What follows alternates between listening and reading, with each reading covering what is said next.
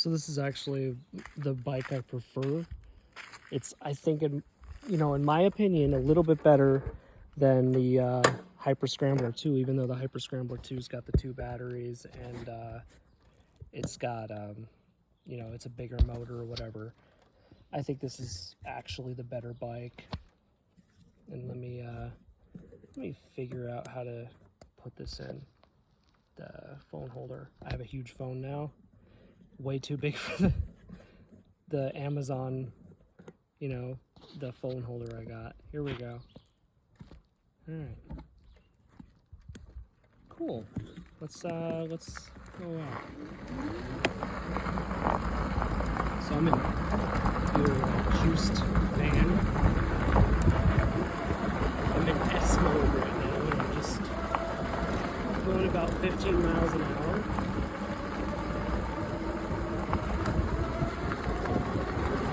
Yeah, like I said, this is probably my favorite of the juiced bikes I've ridden. We've got 2 Rip Racers, and I've got the Hyper Scrambler 2. I wish the Rip Racers actually had the battery of the Hyper Scrambler 2. That would be the only complaint I have, and maybe the 1000 motor would be cool. And maybe a front row suspension would be cool too. But honestly, I did put in seat post suspension on this when it was primarily loaded, and it's got some of these really short. But that was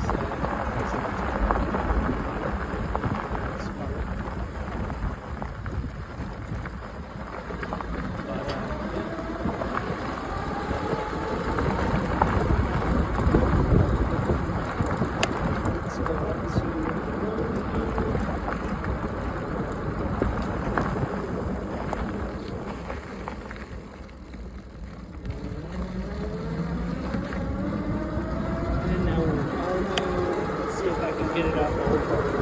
Let's see if I can get it up over 28. It might not work. Alright, 26 points, about 27, 28.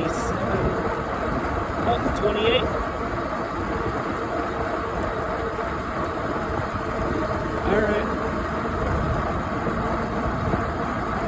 I got it up to 29.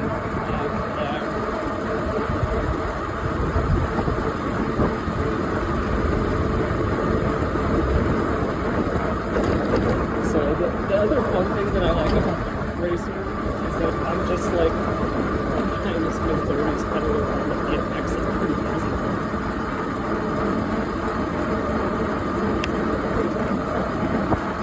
It's just fun.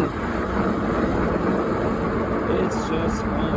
And the storage on this is actually better than the Hyper Scrambler 2. Like, I have a front basket, a rear basket, or rear rack rather, that I could put a basket on, no problem. I could put tank bags on it, like, the bar bags for bikes. It would, in my opinion, Rip Racer is better than, at the very least, the Hyper Scrambler. And also, I rode what is it? Ripcord, the fat tire mountain bike they made. That one's cool too, but I honestly prefer this. If I had the battery and the motor of the fat tire mountain, I think it is though. It would be like there would be no reason to buy a juice bike. This would be best of all worlds. And you know what? I rode a Scorpion as well, and I still prefer this. I like being able to swap out the seat. I like the storage. I like the profile. I like that it only weighs like 65 pounds. I can just literally just lift it over my head and put it in the bed of my little pickup. The Hyper Scrambler is a fucking nightmare to put in my pickup. So, yeah, riding e-bikes and especially my OneWheel on this road out here is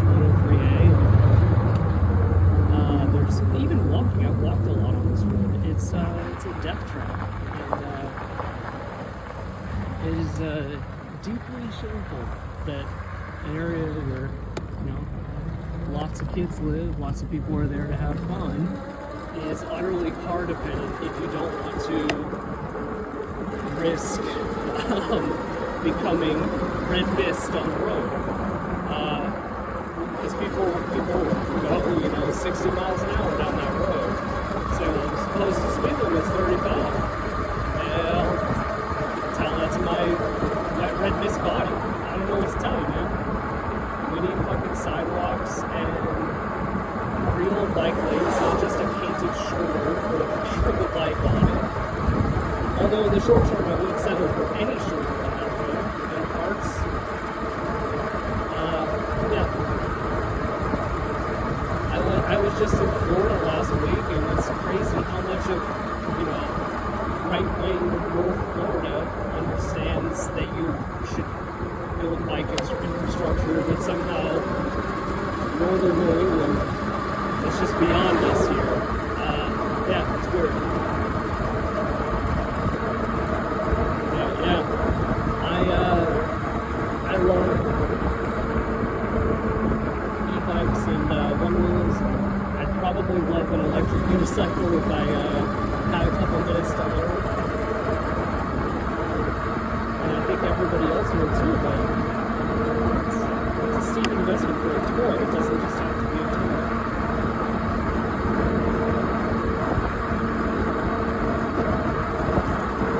I think we're screwing ourselves over in a lot of ways with the way we've laid out our towns and our cities, making it hard to because A, not everybody gets a car.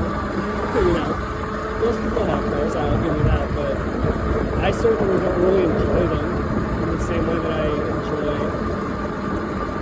slower electric or gas vehicles or just walking.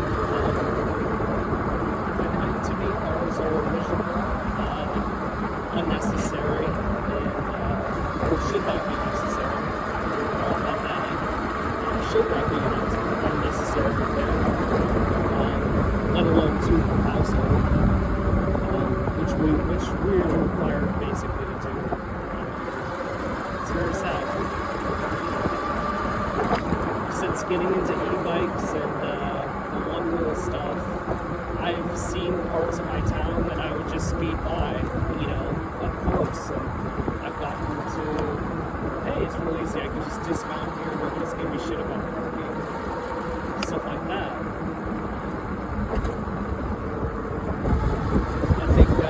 I think we're missing the boat in a lot of ways. You know, I grew up in Maine and then East Washington State, Europe, Florida.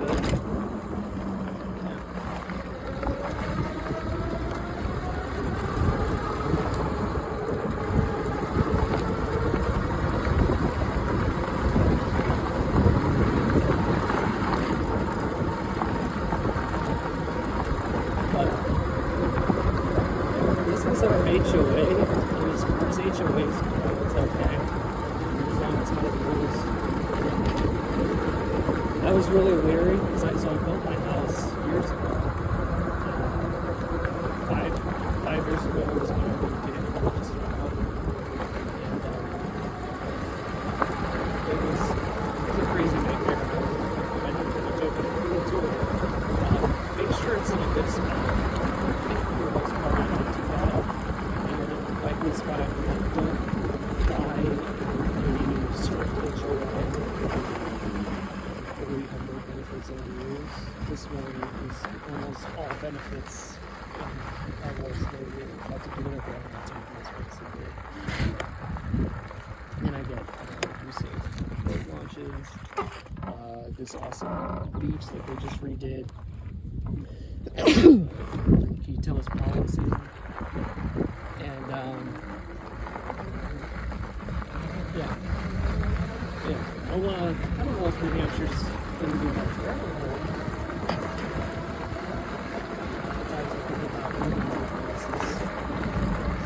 It's like everything goes so it's actually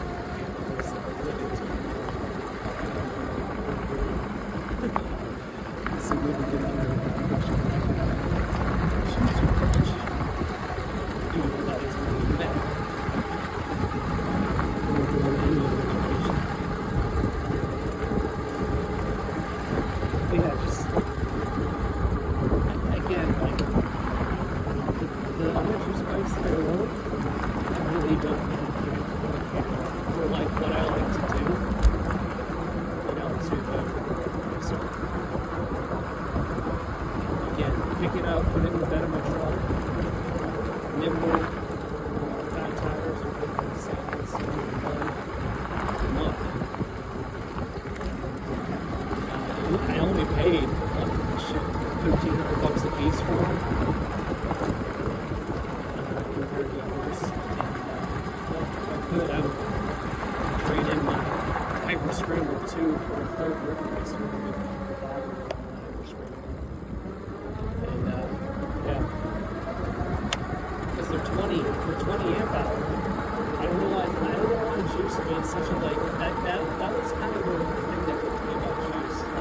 They come out with the bigger batteries and then they didn't make them standard across the board. People will pay more for a bigger battery. The biggest complaint anybody has with any electric vehicle, I don't give a shit what it is range. And to just be like, you could buy this for this Rip Racer that's class 2 restricted and has, I think the other ones have like 10 amp hour batteries. This one has 15. Like, no, I can't believe it. Anybody who knows what they're doing is not going to buy that because it doesn't have the range to it. I can ride this, like I said, I can ride this from Andover, New Hampshire to Enfield, New Hampshire on the rail trail, charge it while I eat and ride back. That's something that should be the benchmark. Anything above that, like a 20 amp hour would be great. Yeah, it's wiped out with that pump today. It was a near miss. It was very Final Destination too. Where I saw it happen, and then it happened. Except it's not Final Destination because I saw it happen and then it happened. It didn't wipe out, but it was, if it was me when I first started riding it, like, 4 or 5 years ago, or 6 years ago now, yeah, I would have absolutely wiped out. Holy shit. Maybe float down that ditch. Down the hill. Get impaled on a branch. Smack my head on a tree. How do people die in the Final Destination? Because I forget. Everybody remembers the first stuff. The first one. That's the kid who gets hung in the bathroom. It's a dental floss. It's like the weirdest freak accident you've ever seen. It doesn't even seem like it should be realistic at all.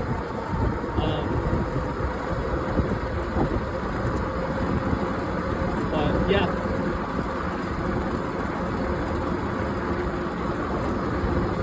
I remember the ones, what is it? Somebody gets stuck in a car wash, somebody's lifting weights, the smoke's come down. I don't remember which ones any of those are.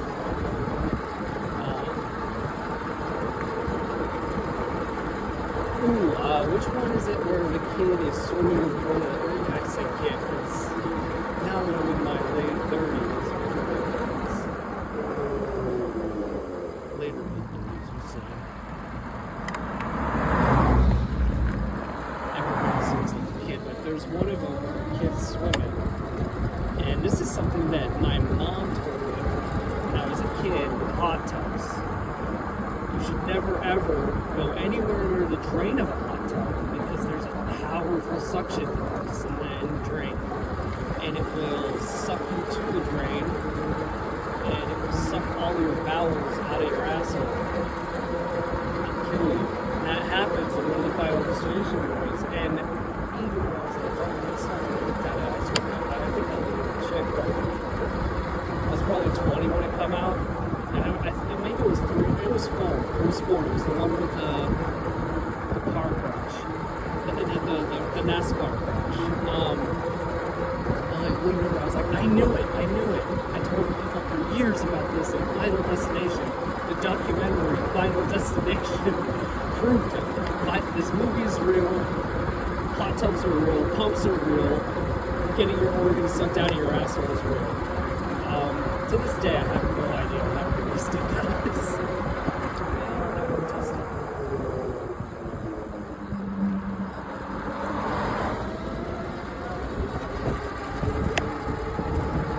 You can see that the early season was not that popular because a lot of the land, off to the side of the roads, is all swamp. And the bugs are just, there's a reason I'm kind of looking at it on this road, is because deer flies. Deer flies are really hard this time of year. The maxim is Mother's Day to Father's Day, I think. And after Father's Day, they sort of die off a little bit. But deer flies they're no joke. They got little piranha teeth.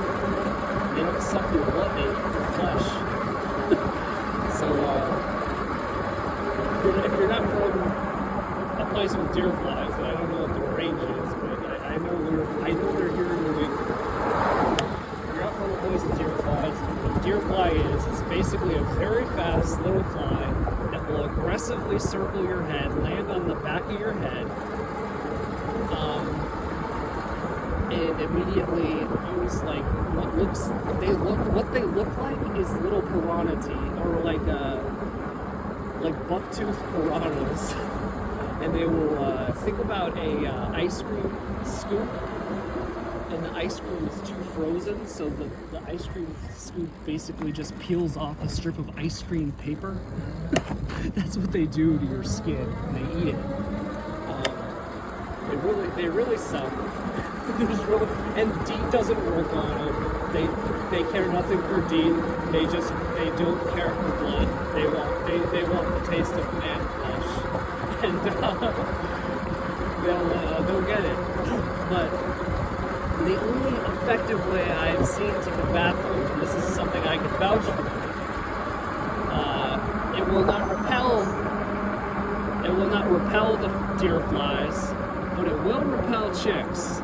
And that is to get deer fly traps, which are basically just sheets of double-sided adhesive tape that attract deer flies. You put it on the back of a baseball cap, and you walk around with this sheet of sticky deer fly attracted tape stuck to your hat.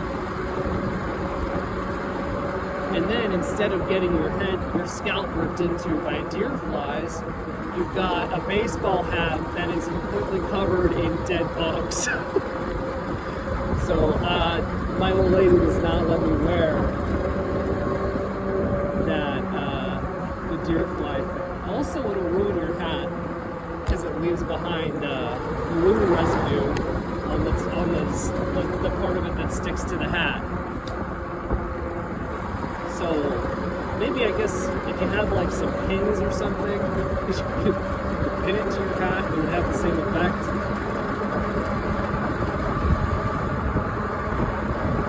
Seems like an easy fix for whoever makes those traps to not make it wreck your hat. But yeah, I don't know. That was my Andy Rooney bit, and now I'm heading back home.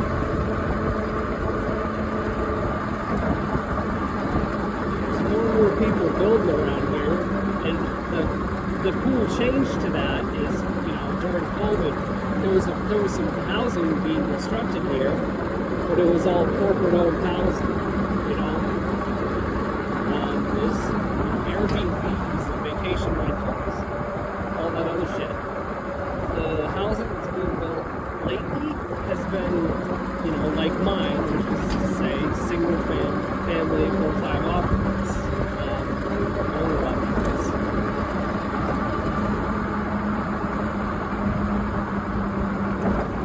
That pond we were just circling 15 years ago, I almost bought a house on that pond when I was getting off active duty military. And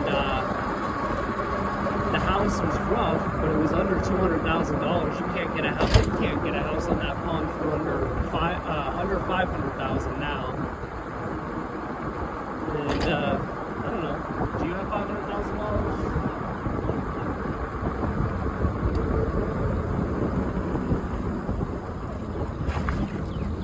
That's for sale. I think they want $550,000. That's sold. That would have sold $10,000.